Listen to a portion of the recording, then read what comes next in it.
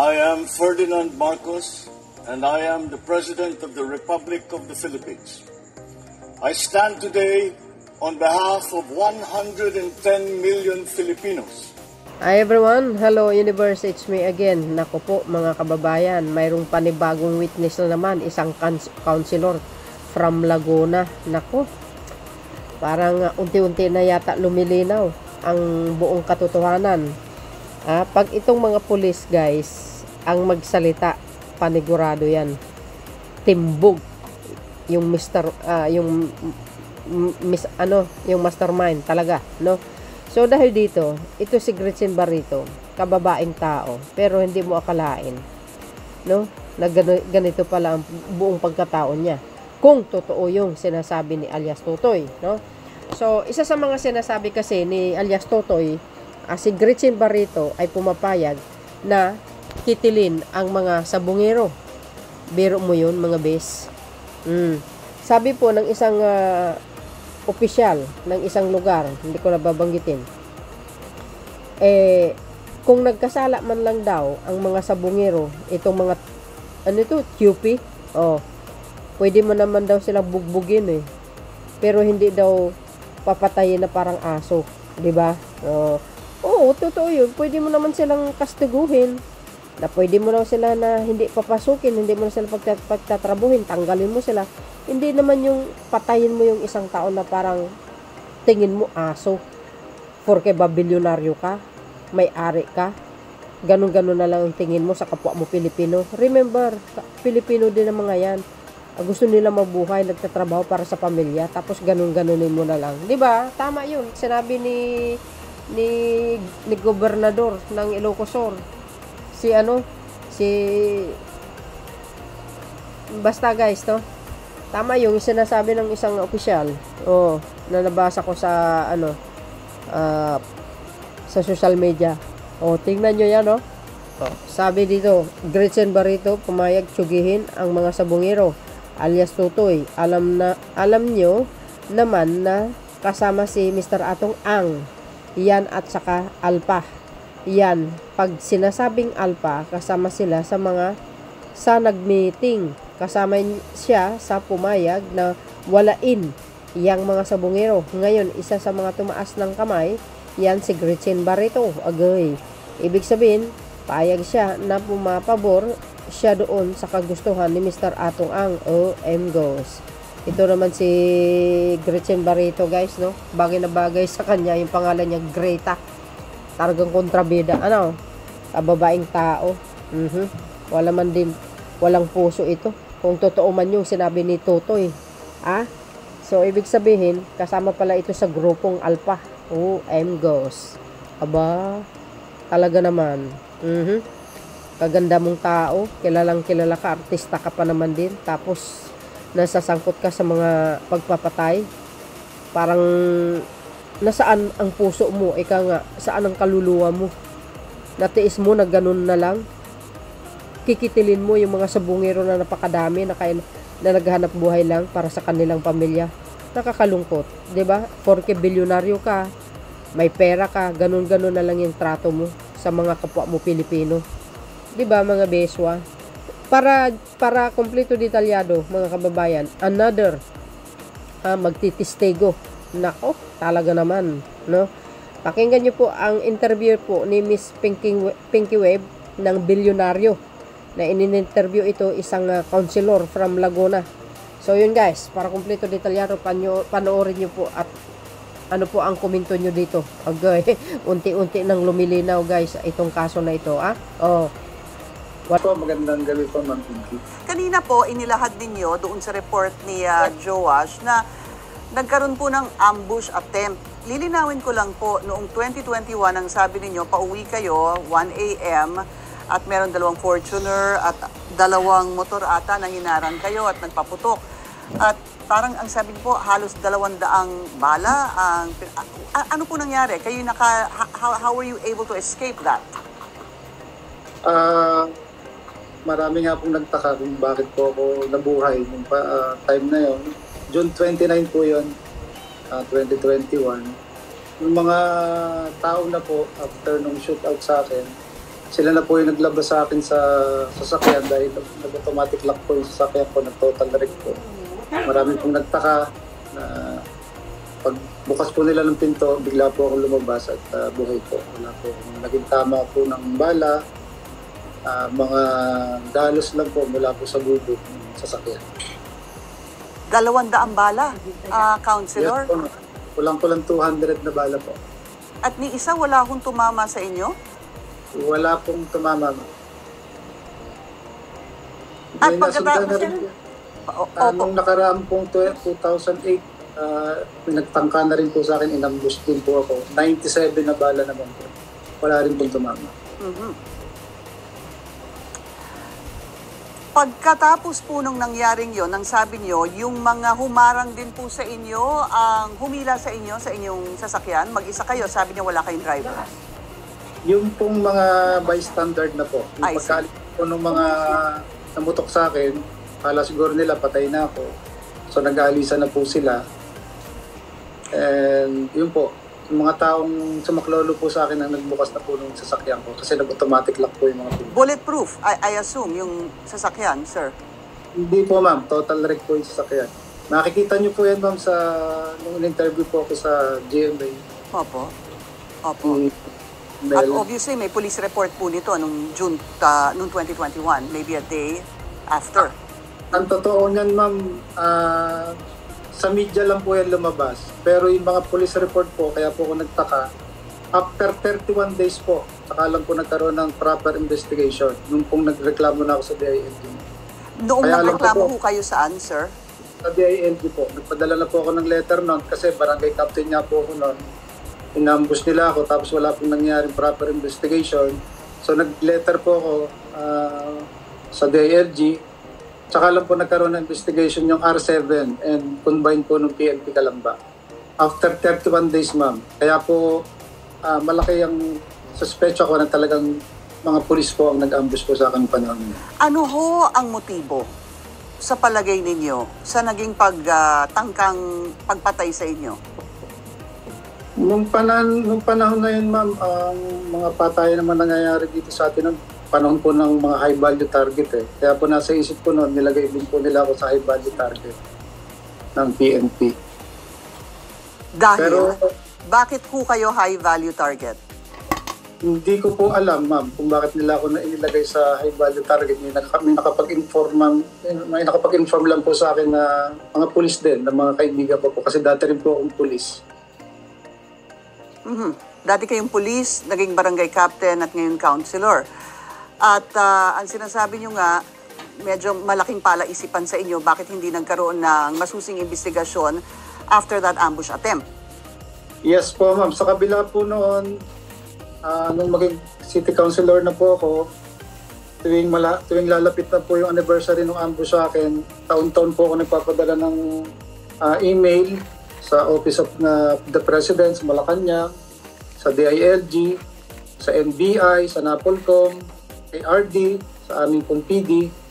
And wala po silang naging masyadong action. Ang meron lang po yung report ang DILG. Ito na nga po yung cross-matching. Nung nag-request na po ako ng cross-matching, yun nga po, meron pang dalawang ambush victim din po rito. Yung si Police Captain Jeronimo, saka si ex-Police Chavez, Edwin Chavez. Noong February 27, 2021 po siya inambush. Saka po ito si Police Captain Christopher Jeronimo noong March 16, 2020. Inambush din po ito. At yung mga baril po na ginamit sa kanilang dalawa, yun din po yung may nagmatch po na baril na ginamit din po sa akin. At yung nagmatch na yon, ano po ang lumabas? Anong kinalabasan? Nagmatch po, ibig sabihin, yung pong baril na ginamit sa kanilang dalawa, yun din po yung baril na ginamit po sa akin. At kanino po, natuntun ho ba kung sino ang pagmamayari ng baril na ito na nagmatch po sa inyong tatlo?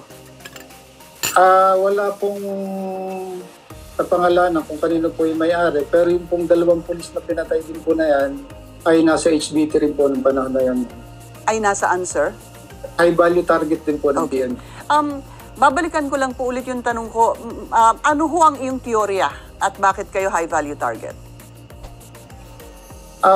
Wala po akong idea mo kung bakit nila ako nilagay sa HBT kasi ang alam ko noon, ma'am, marami pong nailalagay sa HBT kahit wala naman pong kinalaman sa drugs, nilalagay nila para po pagkakitaan po ng mga tiwaling pulis po natin. Sila po nagpapalaki ng pangalan para ho yung mga So may mga nangingikil sa inyo, ganun ho ba? Noong una po, ma'am, meron pong tumawag at tanggalin daw yung pangalan ko sa HBT. Hindi naman po ako pumatol dahil unang-una wala naman akong pambayad sa kanila. Okay. Pero involved ho kayo sa Isabong? Nag-online po ako, master agent po. At kapag master agent, para po sa kaalaman ng mga nanonood, ano ho ba ang trabaho ng master agent? Ano po yung finances na nakapaloob dito? Ano po yung kino-cover ng isang master diyan po sa Isabong? Meron po kaming pwesto na pinabibisita po sa pitmaster. So, aprobahan po nila yung pwesto namin. So, doon po nagkakameron ng isang malaking screen. Napapanood po ng mga magsasabong yung mga pinalalabas po sa Manila Arena. So, doon po nagkakaroon ng tayaan. Meron pong third doon, meron at wala. Doon po namimili yung mga tao kung saan nila gusto tumaya. So, yun po yung, doon po kami nagpapaload sa pitmaster para maloadan po kami. Para yun po yung itinataya po ng mga mananabong po namin dito sa area po namin. Yung mga parokyano po namin na mananabong. At marami pong parokyano ang nanonood at nagbebet, sumusugal. Kaya po, yung po mga, syempre yung regular na sabong po noon sa loob lang ng sabong nangyayari. So pagdating po ng mga hapon o gabi na, wala na po yung regular na sabong dito sa aming sabungan. So doon po sila nagbebet na nanonood na po doon sa big screen. Opo. Ganito na lang po, Counselor. Meron ho ba kayong naging problema dahil sa inyong involvement sa Isabong, sa inyong pagkalam? Meron ho bang naging banta dahil kayo po ay involved sa Isabong? Wala naman, ma'am. Kasi nung panahon na yun, pagkakatanda ko po, wala po akong naging utang o naging balanse po sa pitmaster. Ang nagkameron po ng isang usapin dyan lang, ma'am, nung meron pong isang taga rito sa amin na nanyope. At nagkataon po na yun na inaanak ko po sa kasal. So doon po nadawit lang yung pangalan ko dahil humihingi po sa akin ng tulong itong inaanak ko, natulungan daw namin siya.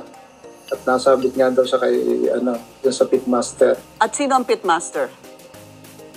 Yung pong mga namamahala po sa pitmaster, sila po yun. Yung binanggit po ni Alias Totoy. Pakibanggit po, Counselor. Yung binanggit po kanina ni Alias Totoy si Mr. Atong Angko. Siya po nagbanggit po. Totoo po yun. Ano pa ho yung sa palagay ninyo? Meron ho ba kayong first-hand knowledge dito sa sinasabi ni Alias Totoy, Counselor?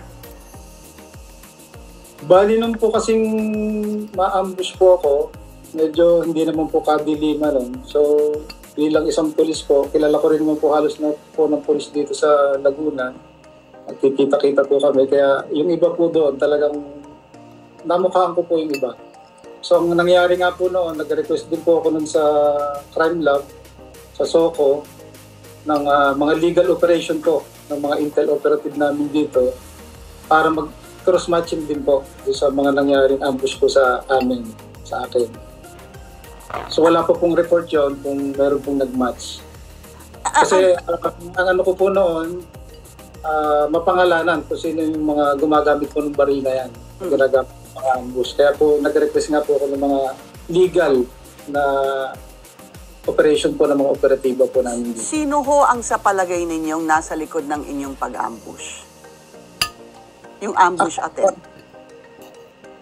Isang usapin po yan dito sa amin kasi nga po, yung pong report po ng R7, yung pong investigation po ng Region 4A, at saka po ng PNP Calamba, ay wala pong pumirma na higher officer.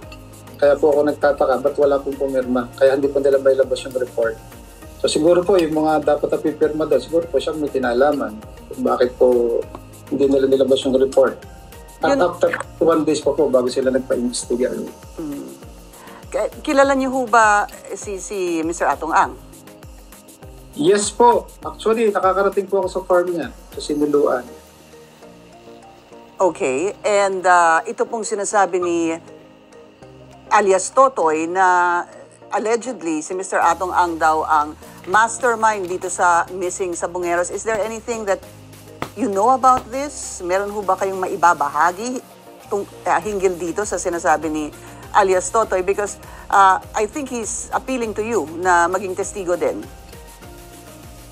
Actually, ma'am, wala po akong knowledge talaga dun sa mga nawawalang magsasabong o kung sino man po ang mastermind. Pero yung mga gumagawa po dyan po mayroon po mga nagbubulong sa akin kung galing din po ako sa Intel Operatives na sila po yung mga nandudukot sa mga nawawalang magsasabong. Ano po ito? Mga pulis? Yes po, ma'am. Okay. Ito po... Yung suspect ko talaga nung ambushing po ako, sila rin. So yung sinasabi niyong posibleng involved sa pagkawala ng mga missing Sabongero at yung ambush attempt po sa inyo ay is the same group of policemen? Yes po, ma'am. Gaano ho kataas, Counselor, yung rango? Meron pong police colonel, full-fledged, isang lieutenant colonel, at mga kapitan po. Mm-hmm.